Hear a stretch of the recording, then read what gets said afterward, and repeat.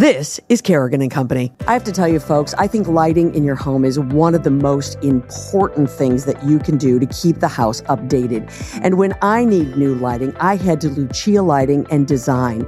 Their spectacular 10,000 square foot showroom inside a beautiful mansion in Lynn, Massachusetts is decorated with both architectural and decorative lighting in every single style. From crystal and traditional to contemporary and modern, the selection is absolutely unmatched. Whenever I'm looking for new lighting, as I mentioned, I head to Lucia Lighting and Design. And when I'm not sure exactly what I'm looking for, I rely on the expert guidance of their design team. I know that they can help me. Learn more and book your appointment today. It's Lucia Lighting. Hey everybody, it's Kim. We're going to laugh our way through this episode of Kerrigan & Company. Kerrigan & Company is here for you. Yes, Kerrigan & Company is here for you. Welcome, everyone, to this edition of Kerrigan & Company. So good to have you with us. I got to tell you, grab hold of your side because you're going to be laughing this entire edition of my favorite podcast. And by the way, share this with your friends if it makes you laugh, and I'm sure that it will. Joining me is somebody who has got some comedic chops. Let me tell you, he is a current resident of New Hampshire. Grew up here in New England. He has been on The Tonight Show. He's been in a number of movies and sitcoms. He has his own special on YouTube right now, and he is just about to be out on tour. I am so happy to have with me Juston McKinney. Good to see you. Good to see you, Kim. Thank you for having me. Did I hit them all? I think you hit them all. I mean, I don't know if that was accurate, but no, it was accurate. We don't need to be accurate. It sound good. That's all we really care about, right? Yeah, it was great. It's great to see you. I want to tell you something. Last week, I was hosting an event with Lenny Clark. Sure, love Lenny. Told Lenny that you were going to be here on the podcast, and he sang your praises like I cannot begin to tell you. He's great. And he's not the only one who sings your praises, by the way. Yeah. Well, you know, Lenny actually, first TV spot I ever did, I was an extra on the John Larroquette show. Remember he was on the John Larroquette show? I do. And I'd only met him like once or twice, and he was like, "I'll get you on the show," and he got me on as an extra because I had spent some time out in Los Angeles, and that was the first time I was ever on a set was due to Lenny Clark. And then Lenny and I have since done some other things. I did a web series about a volunteer fire department called Hosed, and Lenny was in that for me, and we ended up selling that show. Awesome. And then so Lenny's awesome. Yeah, Lenny was my first co-host on this podcast. Oh wow! I mean, good choice. Yeah, I mean, he's such a terrific guy, you know, and I just called him and said, I'm going to start a podcast and I need a co-host. And he said, I'll be there. When do I need to be there? He's the best. So he's really terrific. You are the best. I have to tell you, Lenny's not the only one who has talked to my producer, Dave, and me about you. And I had not seen your stand-up, and I started to do some research. And I do have to tell you, Juston, I have held my side laughing so hard at you. Tell me where comedy comes from for you. I mean, for me, it's, it started, I think, from my upbringing, my childhood. It was a little dysfunctional, so my brothers and I would always use humor, I think, to get us by. And I think it's just, looking at the world in a funny way and just trying to laugh at things instead of getting depressed at things. Yeah. I think that's where it all started for me. Yeah. And then as my career went on, as I became an adult and wanted to try doing stand-up, it just kind of, I went down to Boston. Stitches was the first time I ever did an open mic night. He was here in Boston. And it just kind of went from there. Got on a couple times the first year, and then waited another year, got on a couple more times, and then I ended up making the move to New York and LA, and then now I'm back in New Hampshire. But it's so interesting because Juston has done a TED Talk, and if you haven't seen it, I really highly recommend it. I mean, and I told you that the minute you walked in the room. I mean, I was so moved by it, laughed so hard. But it's really the story of your life in a TED Talk. Yeah. And your life has been dysfunctional when you were a kid, certainly. Yeah. Why do you think that you came out of that funny? Because it's not a funny situation. No, I don't know. It may be luck. I mean, because you talk to a lot of people who have similar situations, and it's not the same thing. No. I mean, I did have all of my brothers and my cousin, and for those, just to recap for those, listening now. So my mom passed away when I was 6, and my mom's sister moved in. My aunt ended up in a relationship with my dad. My dad was an alcoholic, ended up homeless. He's now been sober for 18 years, and he's my biggest fan. And that's, I talk about all that in the TED Talk. But for those childhood years of, the police over and, not knowing, if he would, leave intoxicated, not knowing if he's going to crash, kill someone, kill himself. Like that was a constant thing. And it was all, the TED Talk was all about the embarrassment of not wanting anyone to know, that my dad threw a brick through the bank window, I talk about in the middle of the day in his underwear, so this kind of stuff. You don't want, oh my gosh, I don't want anyone at school to find out, which ironically now I have kids and I talk about how, how I grew up made me be a better dad, right? In a way, I'm sure. Absolutely. But I enjoy embarrassing my kids, and but it's different, when I embarrass my kids. But it's just funny because they get embarrassed. And I'm thinking, you're embarrassed. Like I showed up at my kid's work, and I was videotaping him. He was at Walmart, and I guess I never tell the story. So I'm videotaping him at Walmart. He's walking so slow. He's like a sloth. So I'm making fun of him. He's barely moving. This generation, right? They hardly move. I've never seen more people drink more energy drinks and move so slow, right? He's like, I'm like, Red Bull gives you wings. Red Bull gives you ankle weights. Like step on it, right? So, but I'm videotaping him. I got my hood up and I'm kind of following. All of a sudden I hear a voice in the back like, guys, can you come over here? And then I put the phone down and I scatter, right? And he runs back to see. He says to me, he goes, Dad, what are you doing? And I go, what, buddy? He goes, my manager says some creepy guy was just filming me. I told him that was my dad. Right? So I go, buddy, I just wanted to see my kid at work. I go, Mr. Beast comes into Walmart, makes videos all the time. He goes, yeah, that's Mr. Beast. You're a creepy guy with a hood on. Okay, So anyway, so it brings me to literally 3 nights ago, or it would have been the weekend. So yeah, this weekend there was a Dateline or 2020 on, and this is a dark story, but a guy was suspected of maybe killing one of his kids, right? Anyway, but the point is, my wife made it a point for me to show me the clip of the interviewer interviewing this guy going, you filmed your kid at work? And he goes, yeah, I filmed my kids at work. What dad does that? What dad films their kid at work? And they go, what teenager wants their dad? And they made it a point to show me that. And all right, maybe that wasn't the best decision. Maybe it wasn't my best decision, but it was a moment to make you embarrassed. Yeah. And my point is, but it's like, just, I'm doing it out of love, like, to see him. So I have these, my first kid was born when the iPhone came out, the same year. And that was kind of a blessing for anyone that in that generation. I've got nothing of me, no video of me as a kid. Right, so and to be able to, wouldn't you love to see, absolutely. See some of these moments, because then once you see them on video, you probably put them to memory more. I only have a handful of memories, and they're the same ones. And you try to sit there and dig up other ones, and you can't. I don't know why these are the ones I remember, but anyway, so I just love taking video of them all the time. And then they're always like, don't post that, Dad. And I won't, for the most part. Well, your inflicting embarrassment on your kids is a little different from the kind of embarrassment you were concerned about from your dad. Oh, exactly. I mean, I think yours is the natural embarrassment that all we parents, that is our job. There is a certain level of embarrassment all children must endure to it's a rite of passage to become adults. But I'm always fascinated by comedians and what makes them funny and drives them. So this is why when listening to your TED Talk, and it was amazing to me that these kinds of experiences in your youth made you as funny as you are. And I think it sounded like they were responsible for a big part of it. Oh, I think so. Yeah, I think if I didn't have my childhood, I probably wouldn't have been a comedian. Who knows? Justin, are you funny all the time? I wouldn't say I'm funny all the time. Right. I would say I'm not one of those people that's on all the time. In fact, if someone could be hanging out with me for an hour and then be like, someone will be like, oh, he's a comedian? Oh, you don't seem like a comedian. Like, well, what does that mean? Like, they expect me to be cracking jokes and doing it. Sometimes if my brain is always going, always writing little notes, always thinking of jokes, always thinking of material. So when I'm relaxing and out and chilling out, I don't want to feel like I'm like entertaining. I'm not that person. Yeah. But I'm always thinking I'm more like, oh, that was funny. Let me just put a little note in my phone. I'm going to make a bit about that. Oh, that's a good observation. Let me do that. I'm doing that all the time. Yeah. So I'm always thinking funny, but I'm not always trying to be the center of attention, if that makes sense. When I'm out and, because I'm doing it all the time. It's what I'm doing, as a job. It's your job. Yeah. I could remember way back when I was at the Comedy Cafe in Amsterdam. This is like early 2000s.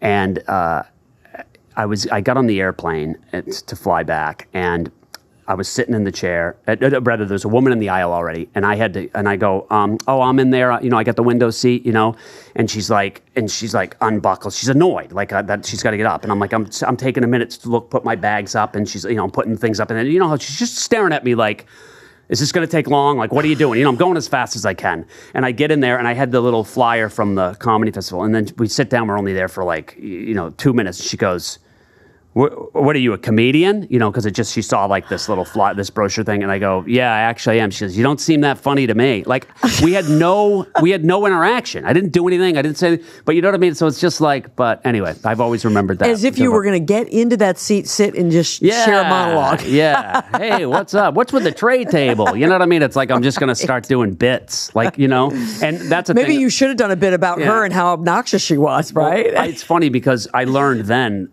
I never tell anyone I'm a comedian on a flight, like unless when you're landing, right? You know what I mean? If they ask, like, but because it's just it's just they the questions too much. And what's this and what's that? What do you think? Oh, you got to meet my family, or this would be so funny. Oh my, it's everything. Yeah, absolutely. So. I totally get that. Tell me what drives you as far as the bits that you do. When I watch you, it seems to me, which is my favorite kind of humor, you make fun of the things that happen to us each and every day. And I love that kind of humor because I find humor in all kinds of things that we do every day. Yeah, I think it's, it's observations. And if it wasn't for my wife and my kids, I mean, that's a lot of my stuff right now because I'm living with them and they're doing things. And what's really remarkable is, so my wife came to see I do a year in review show every year at the Music Hall in Portsmouth. I do, last year I did 6 shows at the Portsmouth Music Hall. It's like a year in review. And I've been doing this for a decade, 10 years I've been doing it. So it's a different show every year because I use multimedia and I go through the entire year. So my wife was at the show and my other friend was there too. And so I'm doing all the things about, my wife. And then he's asking, he goes, did you do that? And she's like, yeah, I did. Did you do that? Yeah, I did. Did you do that? So she, so I could just imagine what she's holding back and she's not saying because she doesn't want me to use it. Right. And there's probably a lot, but a huge wealth of material. Yeah. And I married a Mass girl, by the way. She's from Tewksbury, Massachusetts. There you go. And, I'm New Hampshire. In Maine, yeah. Absolutely. Well, I just think that kind of humor is so great because I think it's just more observant. It's smarter. I think comedians are so smart, by the way.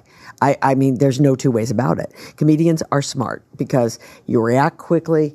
And you see the world through a lens that is quick and funny and smart. Yeah, I did graduate community college. Well, there you go. See, like I said, that's got nothing to do with your smarts, by the way. Tell me about your experiences on The Tonight Show and some of your sitcom experience. Yeah, well, I mean, The Tonight Show. I did my first Tonight Show in 2002. Wow. So it's just, it's Jay crazy. Leno. Over 20 years. It was Jay Leno, yes. And it was the one thing that I wanted to do. Like it was, I had set out to do it. It was what I wanted. My dad used to sit and watch The Tonight Show. So I always thought that was just always on my radar. It was the pinnacle at that point, right? Yeah, it was. It was a goal that it felt good achieving it, and then it was one of the highlights of my career. And then he had me back on, which was always good because if you do it once, that's nice. But if you do it, if they don't ask you back, for the rest of your life, they didn't never ask me back. So getting asked back a second time was great. And then I did The Tonight Show when Conan had it. So remember, Jay Leno lost The Tonight Show, and then it was given to Conan for a year, and I did Conan, The Tonight Show with Conan O'Brien on a Tuesday. That Thursday, they announced that they were giving the show back to Jay Leno. Yeah, so hopefully you still have your show next week. Wow. No kidding. Yeah. Are you bad luck? I don't know. Are you bringing the luck Conan didn't have me back on the Tonight Show. I'll tell you that. No, he did not. Yeah. You guys had in common, though. All of you could talk about being from this area and all that kind of thing, right? Yeah, it didn't come up. I didn't do the couch. I did the couch. The first Leno ever, I sat on the couch and he talked to me on the couch. But the second time, I don't think I did it. I think it becomes a time thing a lot of times. Absolutely. And then Conan, he kind of comes out. But those were, as a comedian, those are things that you try to do. It just, Absolutely. It just validates, what you did. I gave up this career to do this, to pursue this. So it was great. And my sitcom experience is very small. I was King of Queens. Love it. With Kevin James. Yes. And I played an EMT. And it was, we basically did the rehearsal. And, he was faking a heart attack because he forgot the names of his wife's coworkers. He could never remember the names. He's like, you don't remember my coworkers' names? And he's like, I remember. I'll remember them. And then he was introduced to someone, so he fakes a heart attack. So I'm then in the ambulance. I'm the EMT. And I'm like, can you explain it to me? It's like tingling down my right arm. And I go, well, a heart attack would be your left arm. He goes, oh, that's what I meant. I switched it around for you. You know what I mean? I go, well, hang tight. So it was literally that. But we do the rehearsal, and they go, all right, we got it. And I'm like, that's it? That was it. Yeah, so I'm thinking, I was hoping that was going to lead to a spinoff, but it didn't. But it did help me get into The Zookeeper, another Kevin James movie where I played a hotel manager, another couple lines again. And then what was the other one? Zookeeper and Here Comes the Boom. I was a referee. So those two movies. So that was great. That's fantastic. But I moved back, and I joke about, Justin, how come you're not more famous? You haven't done more. And I go, well, I mean, early 2000s, I was doing Leno a couple times. I did The King of Queens. New York Times did a story how I was destined for stardom when they did the New York City comedy scene. They said I was destined for stardom. I go, everything was going good. And then in 2006, my wife said, hey, instead of New York, why don't we move to Newmarket, New Hampshire? That'll take your career to another level. So in 2006, I left New York and LA and moved to the state where Walter White from Breaking Bad went to hide from the feds. Where Ghislaine Maxwell, Jeffrey Epstein's partner, went to hide from the feds. I went to where people go and hide. You went to hide from your career? Yeah, hid from my career. Ghislaine Maxwell could have opened up for me. They wouldn't even have found her. That's how insignificant the last 20 years have felt. But all kidding aside, it's been great. Obviously family, and my kids wouldn't be the kids they are, and the life we have, and we love it. But everything's a choice, and that's life. Everything is a choice. You're right, and it is life. But I have to tell you, I think you've done a good job out of New Hampshire because you've certainly gotten yourself out. You go way beyond New Hampshire. I'm staying busy. Yeah, I was just in Canada for the first time in many years. I just got back last week. Did you convince them to be the 51st state? Oh, it's so funny. My agent, I've been telling him for 10 years, get me to Canada, and he picks the year when they've never been mad, more upset with us. Yeah, absolutely. Well, listen, we've got a lot more to talk about. I want to talk about the special on YouTube and the tour that you've got going, and we've got some other things to do, but we've got some other guests coming. Yeah, awesome. So I don't know if you're familiar with Boston Magazine, but they do an issue every year, the best of. And it's always fun, and I always race to get there to see if I'm in it, and I'm not. And I race to see if you were in there, and you were not there either. But I feel as if we can work toward this, all right? So we're going to work toward it because we're going to have one of the editors of Boston Magazine coming to join us right here on Kerrigan and Company. Juston McKinney is with me, folks. He's keeping me company. Be sure you stay right with us. This is Kerrigan and Company. Have you tried Rumson rum yet? This smooth, sweet, memorable rum is distilled in the Caribbean, barreled aged, and then blended, finished, and bottled in Salem, Massachusetts. Rumson's offers 4 unique blends: Gold, Spice, Grand Reserved, and Coffee. Before you start to sip or mix your next cocktail, ask yourself, do I want to enjoy New England's most awarded rum brand? If the answer is yes, the answer is Rumson's. Get Rumson's rum at liquor stores or ask for it by name at your favorite restaurant. Rumson's. Life lived, life enjoyed. From the excitement of Munchkinland to the Wicked Witch's castle, it's The Wizard of Oz, live on stage from July 8th through July 20th, only at North Shore Music Theater. Get tickets at nsmt.org. This segment of Kerrigan and Company is brought to you by Lucia Lighting and Design, where people in the know go for the best possible lighting and design experience. Welcome back to Kerrigan and Company, everybody. Great to have you with us. And of course, keeping me company today is stand-up comedian Juston McKinney. And this has been fun. It's been a blast. We didn't even have a chance yet to talk about the fact that your name is spelled with an O versus an I. Yes. And the reason? It's a dad joke. My dad thought he was being funny because I was born just on time, he said. And it has been a curse being a comedian. Because if you search me, if you search Justin with an I don't come up like on Instagram. Like it's literally like, I mean, what has it done to me? Like to this day.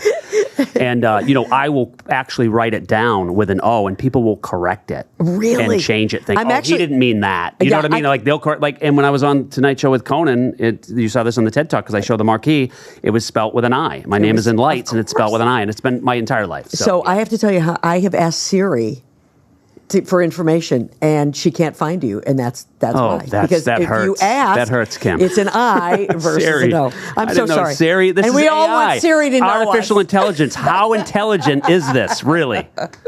Listen, I am so excited about our next guest. This is a woman that I have met many times through audio, but we never came face to face, and I'm so glad that you're here in the studio. This is Brittany Jasnoff, and she is an executive editor of Boston Magazine. And it's great to see you. Great to see you, too. Thank you for having me today. Absolutely. We are excited to have you here. We are campaigning to get in the next Best of magazine. And maybe you would spell Justin's name. Well, yeah, I think we could make that happen. Boston has an O, 2 O's. It does. Yes. See? Yes. Justin, So there you go. It works There you out. go. I feel like he would be the best of Justin's spelt with an O. How about that? I'm I probably. think we can make that happen. I am Sure, probably the most do. successful Justin. But who knows? I could be wrong. It is great fun, though, every year, and I very much look forward to it, and a lot of people do, and that's, of course, when the Best of edition of Boston Magazine comes out. And I have to tell you, I carry it in my car then for the next 6-8 months, because if you're out somewhere and you're looking for a great restaurant, or you're looking for a fun bar, or you're looking for a good nightclub, or something like that, you flip through and you can find it in the magazine, and you can get right there. So it really is a great tradition that's good here. to know. Yeah, absolutely. We have so much fun with it. It's great. So tell me just first off about the process of narrowing this down to all of these different categories. Yeah, I mean, it's not an easy task. I'll tell you that. We have over 250 categories this year, and usually somewhere around that every year. And we've been doing this it's our 51st year. We celebrated 50 years last year. So, but yeah, I mean, our editors and our writers are kind of out and about, with their finger on the pulse all year round, checking out businesses. And, it's a process. We're out spot checking anonymously, testing and things like that. And I will say it's obviously subjective. It's our opinion, but we feel very confident in our choices and excited to share them every year with everyone. Wow, that is something else. What do you think it means to someone who is named Best of? I think it's very meaningful. It's meaningful to our readers, as you said, just to have the issue and to have that kind of guide to Boston every year. But it's also meaningful to the businesses that are involved in it, too. Sure, absolutely. And not just businesses. And you can hang that frame. They get like a frame thing that they hang. They get a window so that's cleaner. nice. In a That's business, nice. absolutely. But it's not just businesses. I mean, no. it could, Justin actually could be named Best Stand-Up Well, even though I don't live here, I live in New Hampshire. Oh, Is well, that right? Could you have New Hampshire's it- close yeah, enough. all right, I it's mean, we close usually enough. stick close to Boston, Yeah, but all right, we that go a sounds little good. outside the All right. lines. I'm getting you Pressure's in on. next year's. You are good. Look, you've done What are enough you for me, doing? Kim. You've done. So talk about some of the categories. Yeah, so we have some great kind of repeat winners every year. Last year was our 50th, and we actually did like a Hall of Fame because there's been some winners, some businesses that have been around since 80s, even the 70s that continue to be part of it. I want to mention Grill 23, who is perennial winner for Best Steakhouse. That's a great one.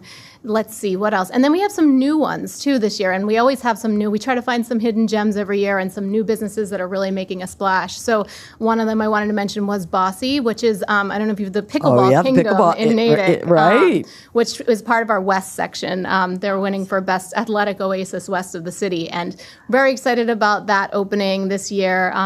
We're also super excited to recognize there's a woman, actually it's kind of appropriate because we're close to TD Garden, but she's doing these really cool sequin sports jerseys. Her name is her business is Melda Clothing. Yeah. She has been on the podcast. Oh, really? Okay, yeah. cool. So you know her, yeah. And so we were super excited to give her a spotlight this issue as well. So yeah, lots of fun. Is she doing like licensing things with some of the teams? She does. In fact, they sell it here at the TD Garden. They sell it in. I bought my kid a Bruins sweatshirt. I think it was $140, and it was just it had a patch. Bruins. I can imagine what bedazzled. That would go for. Imagine that bedazzled. Yeah, that's what. Lots of sequins. Well, I mean. I am partial to it, and I will say, and I'm not trying to pat Kim Kerrigan on the back, but years ago, I was named best of, I think 2 years in the TV news category, which was a huge honor, and it made a big difference to me. And it was something that everyone talked to me about at the time. I mean, it was amazing because people wait for this magazine to come out and to see who's been named.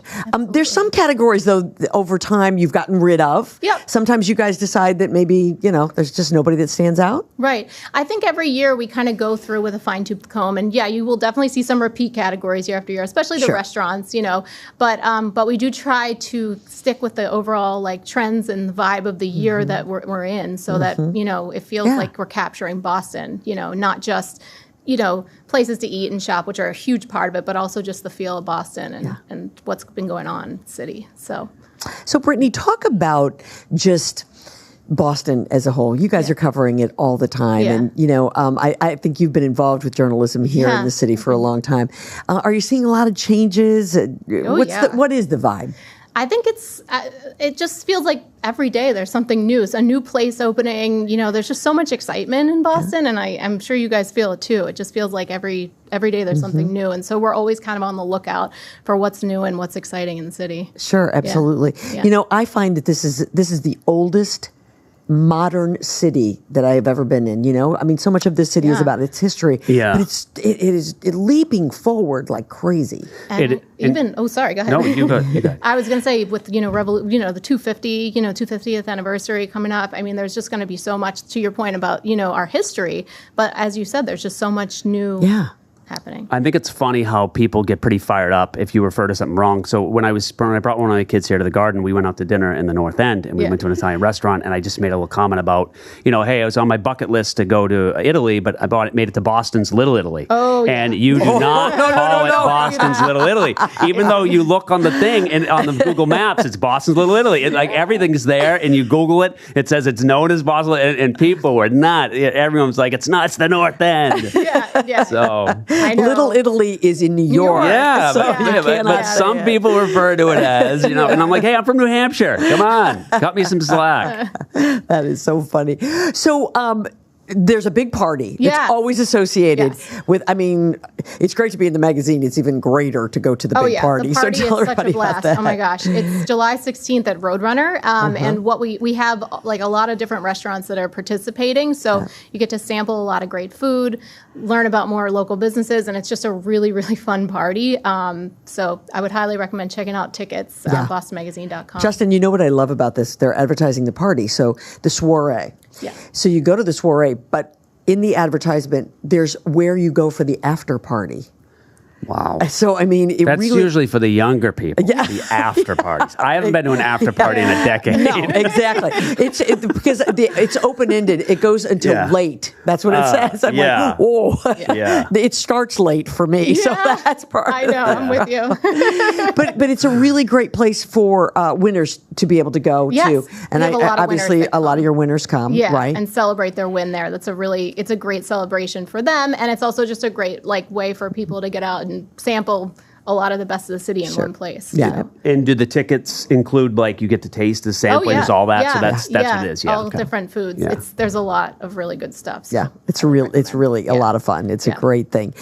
I know that we have shown the cover of the magazine, which is going to be on newsstands. This is dropping on Tuesday, the 17th. This is going to be on newsstands by the end of the week. Friday, Tell me about the artwork on the cover. Oh yeah, so we're super excited about this cover this year because I'm sure you guys know Jaws, the movie, is celebrating its 50th anniversary this summer. So there's going to be a lot of stuff going on the vineyard and kind of all around the area, celebrating that. And so we were like, well, why not have a cover that's kind of inspired by this local film legacy? And they're actually a winner for, local film legacy, celebrating that 50th anniversary. And so instead of the shark, the movie poster where of course, where it's going up. Yes. Instead of that, it's the Best of Boston, logo. And very cool. Our logo's the shark. It's very cool. Yeah. I think you should do some jokes about Jaws. Well, 50th I'm going to anniversary. Nantucket, not Martha's Vineyard, but it's because it was based, wasn't it? It was on the Vineyard. The Vineyard. Yeah, it was done on so the Vineyard. I'm at the Nantucket Comedy Festival this year. Fun. So, yeah. Oh, that's so fun. So they do the Well, Boston. just make fun of the Vineyard. Yeah, then. I will. Yeah.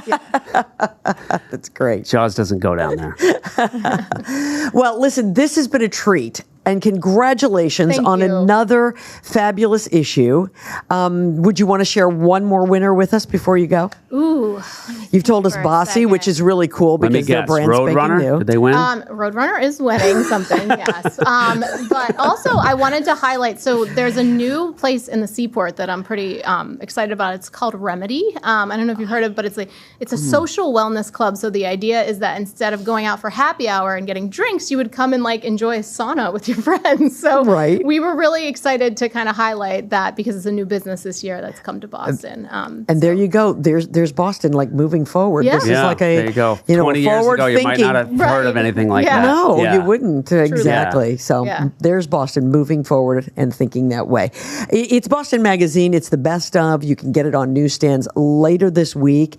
And be sure you get a copy because you'll want to keep it in your car like I do so that you can find these great places to go and the best of Boston. Thank you, Brittany, Thank you so much. This Thank has you been for having me. terrific. This was fun.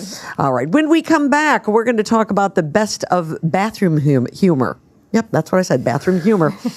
All right, this is Kerrigan & Company. Longer days and warmer weather mean more time to spend outside. Are you ready to extend those days even longer with effective and efficient landscape and outdoor lighting? If so, Lucia Lighting and Design in Lynn can stretch your summer days by helping to create beautifully well-lit outdoor living spaces. The lighting experts at Lucia will work with you to plan a space that's bright, comfortable, and secure. It'll be so great you might never be inside. Get started by going to lucialighting.com, then make an appointment to visit their beautiful showroom in Lynn, Massachusetts. That's lucialighting.com. This segment of Kerrigan & Company is brought to you by Bill Haney's North Shore Music Theater. A dazzling, all-new production of The Wizard of Oz is on stage July 8th through the 20th. Get your tickets at nsmt.org. Welcome back, everybody, to Kerrigan & Company. Good to have you with us today. Of course, Juston McKinney is keeping me company today. Yes. Yep. We did a pretty good job, I think, of pitching ourselves for the best of. We did a great job. I think that it was a good Yeah. way to pitch you as being the only person with a name spelled the way yours is spelled. Yeah, I mean, who's going to compete with? How many are going to be in the category? I don't think there's going to be. I might many, win so by default. I think it's a good pitch. Yeah. I liked it. I like our next guest as well, Yes. which you've already spoken to and asked him how he spells his name. I asked if it was Brian with a Y or an I, and he said it's with an I said with an I, the correct way. and I'm Justin with an O, not the correct way. And that's how he introduced himself. And then Kim said, "We're almost ready to record." I go, "Oh, I thought we were recording." That was some nice banter. Yeah, we just had a little chat first. Brian Boone is with us, and Brian Boone is the man behind the very popular Uncle John's Bathroom Reader. It's a series of books, and the 37th, that's right, 37th edition, I'm going to hold this up so folks can see it, 37th edition has just been released. Look at the size of this, and I want you to know, there's 37, right? Yeah, is it annual every year? It's every year we do a 400-page book. You don't look that old. Were you like 9 when you started this? That's like exactly accurate my age with it, but no, I'm the third Uncle John. It's a position as much as it is it's like the Dalai Lama or the Pope. I gotcha. I'm a figurehead. But I've been writing for them since 2003. So I've been with them for a very, very long time. I'm the third Uncle John. I get you. So Uncle John will be here after you're gone. The Uncle John will live on. There'll be 100 Uncle Johns. I will hand it down at some point. All right. Brian, well, congratulations on being the third Uncle John. How long have you held that role? I've been doing the Uncle John stuff for about 5 years now. Have you? Yeah, Good for about you. 5 years. Super. That's great. For people who don't know what the Uncle John bathroom readers are, give everybody just a little synopsis. It's just a big trivia book full of something for everybody on every topic of every length. The bathroom reader element of it is that we can offer you something for however you are in a seated position where you are a captive audience. So everything is short or it's as long as you want it to be. But there's something about. There's some stuff about history. There's pop culture. There's TV. There's movies. There's jokes.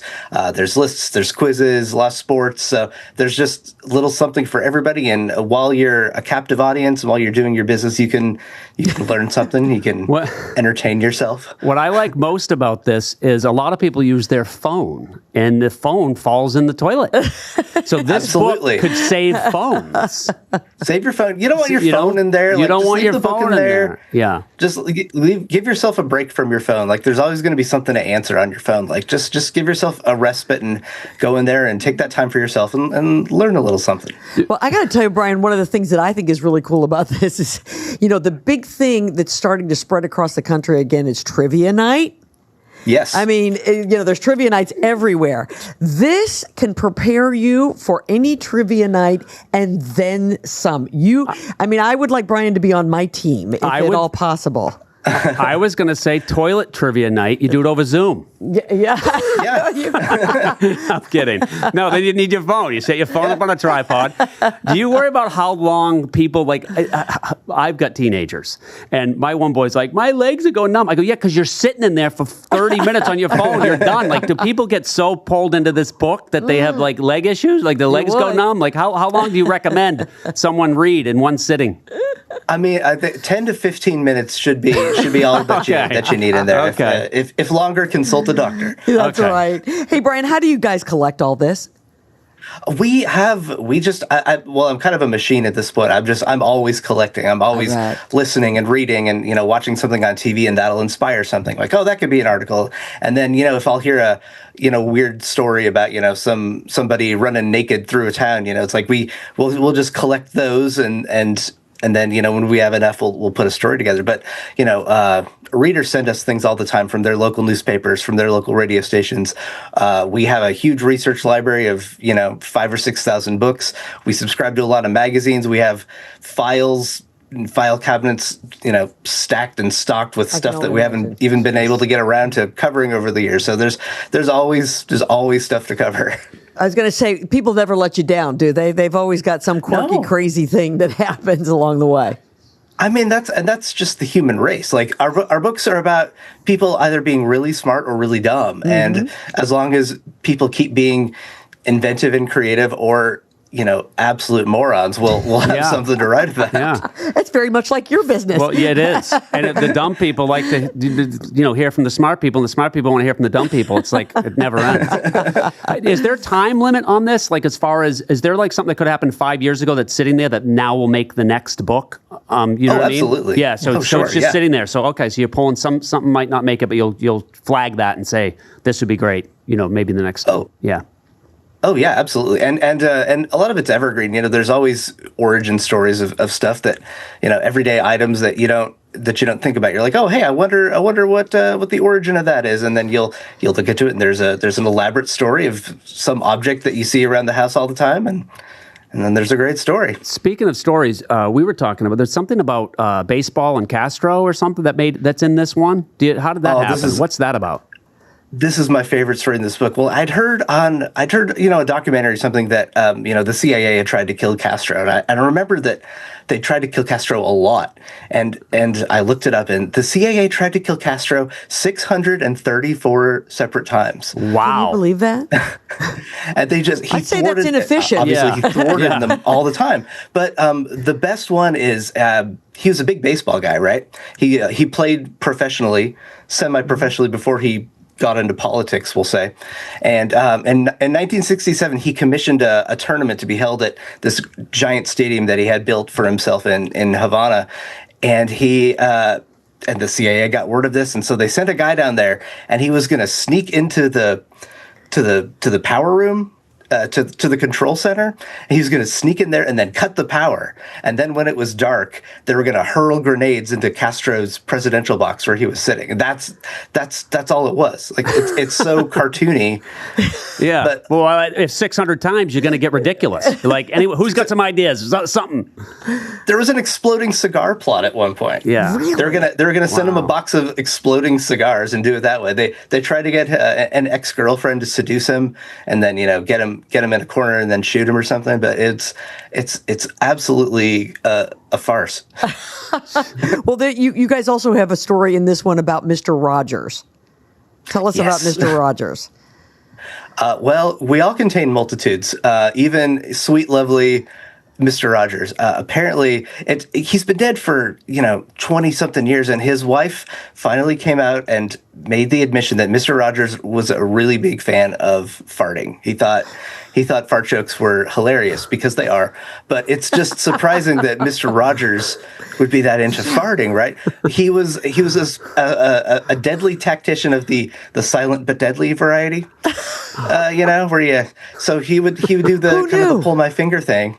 And then he would just cut one loose when they were in public, at some talk or church or something. And then he just turned to her and smiled that big Mr. Rogers smile while he was I'm sure he loves that this is coming out after he's long gone. Right. He's looking down going, my wife, really? But yesterday, my teenager literally showed me a video of this Instagram guy, and that's what he does. He just goes, I just crop dusted my daughter's basketball team. Watch when it hits him. Oh, direct hit. And it's like he's laughing, and it's like, just yesterday he showed me that. You guys have a lot of dad jokes in these books.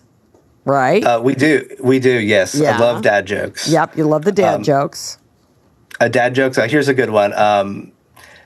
Did you hear about the dad who had an inferiority complex? I did not. Nope. Well, it wasn't very good.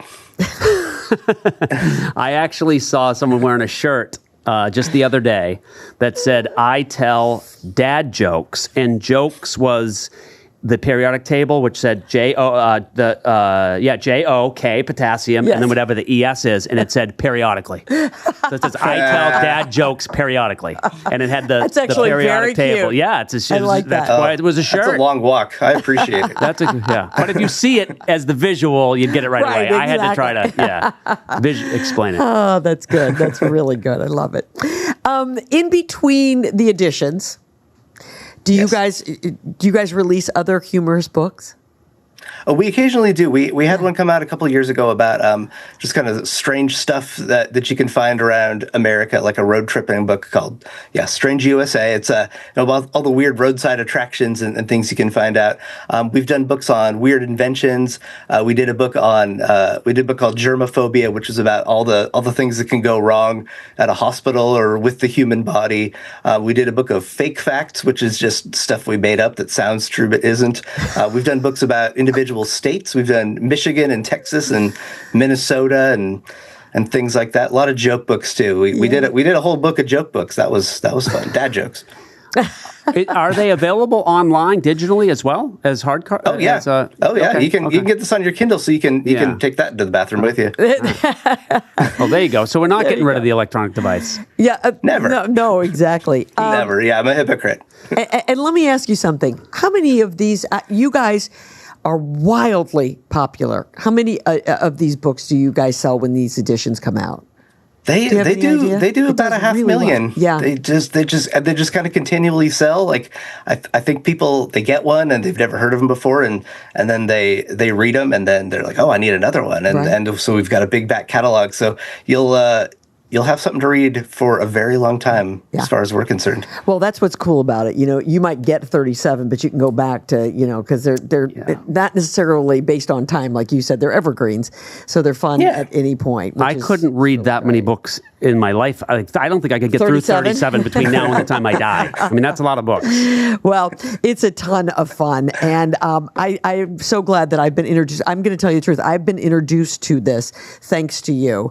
Wonderful. And this opportunity. So it is a lot of fun. And I'm definitely going to buy this for my husband. This is a great gift from my husband. He would enjoy Father's Day would have been great. I know. And I know year. these guys were pushing hard, but there's other holidays my husband can certainly get this.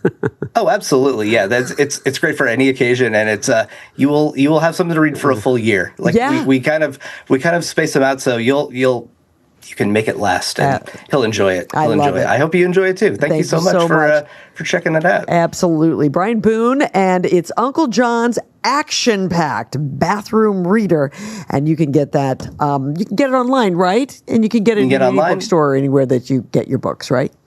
All the big bookstores, all the chains, your favorite local indie, the big online websites that have books and millions of other things. Yep. Super. Get it anywhere. Great. Brian, so glad you could be part of the show today. Oh, me too. Thanks so much for having me. You bet. It's been great. Great to meet you. Nice to meet you, Brian. This is Kerrigan & Company. Bill Haney's North Shore Music Theater whips up a twister of a tale with a magical family production of The Wizard of Oz, live on stage from July 8th through July 20th. Get tickets at nsmt.org. Summer is here. Are you feeling and looking your summer best? If not, I've got a solution. A trip to see my friends at Sienna Aesthetics in Beverly always makes me feel better. How about a hydrofacial to give you that beautiful glow? Luscious plump lips for summer parties? Or learn more about Sienna's physician-supervised weight loss program. Treat yourself this summer. Go to siennaaesthetics.com to learn more about the many treatments available. Oh, and by the way, Sienna offers a wonderful payment program. It's easy to apply right online. siennaaesthetics.com. This segment of Kerrigan & Company is brought to you by Sienna Aesthetics Medical Spa. Take years off your face with the very latest technologies at Sienna Aesthetics in Beverly. Well, it's that time of the program that we always wrap things up. Keeping me company today, of course, is Juston McKinney, stand-up comedian, and you've got a new special. My latest one is called On the Bright Side, which is it's on Amazon, but I put it on my YouTube channel for free. Super. And there's actually, I got 2 on my YouTube channel for free, but On the Bright Side has 1.2 million views. Oh, good for you. That's fantastic. But yeah, I'm actually getting ready to shoot later this year my next special. So fantastic. Yeah. Well, congratulations. So everybody can find that by looking up. If you look up my name, which is Juston, as we said, Juston with an O. Thank you for pointing that out. Juston McKinney, Juston McKinney comedy.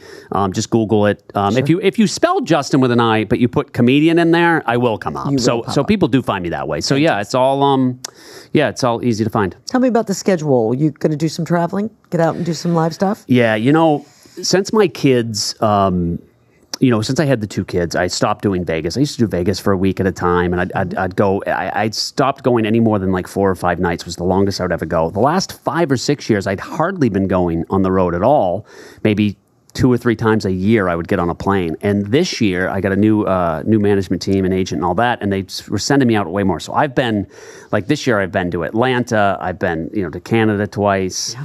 I did, Pennsylvania. I was just in Michigan. I've been to Florida. I go to Jersey, and this week I go to Jersey and Pennsylvania, and then the next week I'm in D.C., yeah. And then I'm kind of like the whole summer I'm taking off as far as everything's local. And then I'm going to hit New York City in the fall and a couple other cities. Good for you. Down there. That's so great. But next year I'm already like, I don't want to go this is too much. Like but I'm only going for like, some of them are one-nighters. Sure. Like I flew into Michigan to Lansing. I flew in, drove, did the show, and came back. So I'm doing a lot of that just one night. I'm gone for one night. I see the kids in the morning, and they see me the next morning. And I don't even know if they want me there anyway so much anymore as they're teenagers, but yeah.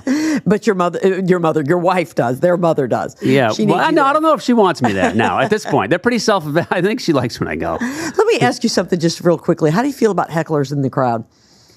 If you're a jerk and you're being disruptive, yeah. I mean, it's like you're ruining the show for other people. I mean, I handle them, I'll deal with them, but if you're just going to yell out stuff to just be, a jerk, yeah. It's like people paid good money. I just had one, and I was in Minnesota. It was one of the other places I just was. Minnesota, the 615 show. Oh my goodness. So I was talking about, and it was I was talking about vegans a little bit, and just about, about the COO of Beyond Meat. He got in a fight with somebody, and he bit his nose off. So I'm like, this guy's eating people. Like, you can only eat so much of that plant-based stuff before you could snap, right? So it was that kind of joke. And this woman yelled out, she's a vegan, and I had fun with her. And then she just kept yelling out stuff. And then she just got so fired up that eventually security had to, Come and get her. walk her out. And I'm literally thinking, look, I go, you're a vegan? She goes, for one day. She's been a vegan for one day. So I go, this person's only been a vegan for a day. And she snapped on me. So, but it's very rare that I have anyone thrown out of a show. I mean, I think that was the first time in 10 years that I've had anyone throw. So, but just intoxicated. Yeah. A lot of times it's drunk. Right. You're going to be drunk and you're going to heckle and try to ruin the show. And everyone cheers when they get, they get let out. But it's rare now. I was at a comedy show just up the way here in Boston, a couple of years ago, and someone had to be taken out. And the secondhand embarrassment for me is so dramatic because I felt so bad for that person because they were making such a fool of themselves. Yeah. And the comedian handled it really, really well. Yeah, you got to kind of like not make it seem like, you're upset or you're mad. You try to spin it into funny. Like, I make self-deprecating. I literally made a joke about how you could, kick my butt. You know what I mean? I'm not a tough guy. And then I did a joke about my kids, how they make fun of how not tough I am. So I did that. Right. So I included, I was including her and all that. Yeah. And so, hoping she would back down. Hoping she would back down. And then something just snapped, where she just was like, and then, you're getting ready to, everything's a cadence. If you're telling a joke with a 100%. Punchline's hit, and then yelling out, and so it just got to be. That's it. She's just so disruptive, right? And there's only so many times you can hit them, get laughs, and eventually, sometimes they have to get thrown out. Yeah. It seems like that's an art to be able to handle that, I have to tell you. We do this thing here called the Fast Five. It's 5 questions, rapid fire, and you have 30 seconds to answer all 5. Do I win anything? The bathroom book? But bathroom book? We do hit the eject button if you don't. All right, so okay. Yeah, the bathroom book. There you go. Right. Here we go in 3, 2, and 1. Who was your comedy idol growing up? Oh, I'm going to say Eddie Murphy was my first favorite. So, going back to your law enforcement days, can you recite the first sentence of the Miranda rights? You have the right to remain silent. Anything you say can and will be used against you in the court of law. Or anything you say or do could be used. Yeah. I kept going. If you could be in a sitcom that's been on TV anytime, what would that sitcom be? Seinfeld. Mm-hmm. Is Adam Sandler funny? Hilarious. Yeah. And finally, if you're about to eat leftover pizza, do you heat it or do you eat it cold? Totally heat it. Hate cold pizza, and not in the microwave if you can, in the air fryer. There's a tip. Yeah. You can get great comedy and cooking tips from my good friend Not as here, soggy. Justin.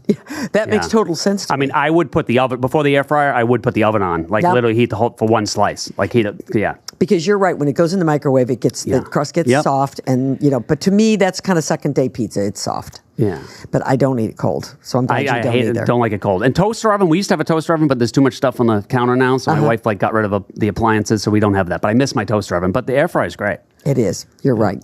This has been great. It's been fun. Thank you for having me. I am so glad that you could come down. It's great to meet you.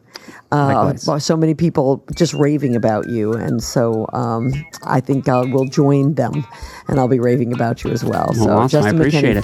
thank you very much. Thank you so much.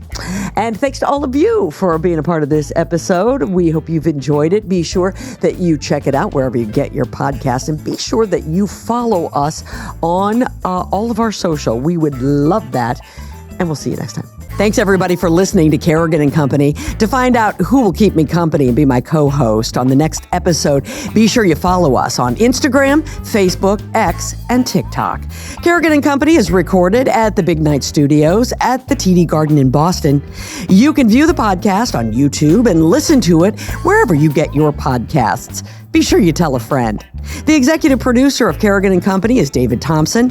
Our engineer is Peter Hurley, and our social media managers are Grace Kerrigan, Colby Thompson, and Riley Thompson. See you next time.